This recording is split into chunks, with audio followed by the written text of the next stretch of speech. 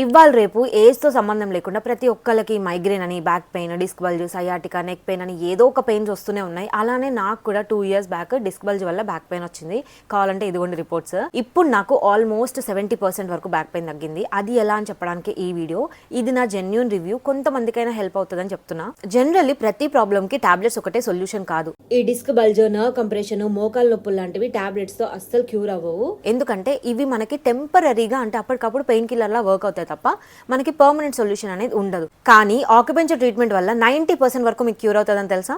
Yes, exactly 2 months back మా sister suggest చేసిందని చెప్పేసి గాయత్రి పద్మజ ఆక్యుపెంచర్ క్లినిక్కి వెళ్ళాను. కావాలంటే 2 months బ్యాక్ నేను చార్జ్ చేసిన చార్ట్, నేను పే చేసిన పేమెంట్ ప్రూఫ్స్ అన్ని పెడుతున్నా చూడండి. ఇది నా జెన్యూన్ రివ్యూ. ఈ క్లినిక్ భద్రాద్రి కొత్తగూడెం డిస్టిక్ లో పాల్వంచలో శాంతి థియేటర్ కి బ్యాక్ సైడే ఉంటుంది. ఇక్కడ మీకున్న సివియారిటీని బట్టి సెషన్స్ ఇంకా డైట్ అనేది సజెస్ట్ చేస్తారు. అలా నాకు 8 sessions చెప్పారు, కానీ నాకు ఆల్మోస్ట్ 6 sessions కి 70% వరకు తగ్గిపోయింది అనమాట.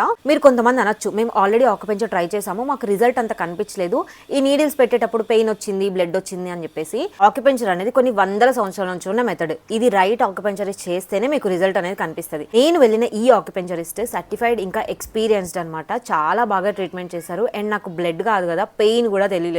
ఇలా మనకి హెయిర్ లాగితే వచ్చినంత పెయిన్ కూడా మనం నోటీస్ చేయము. సో అది మనకి చేసే వే మీద డిపెండ్ అయి ఉంటుంది. ఇక్కడ thyroid, BP, paralysis and uric acid form అవడం వల్ల వచ్చే ప్రతి ప్రాబ్లమ్ కి ట్రీట్మెంట్ చేస్తారు.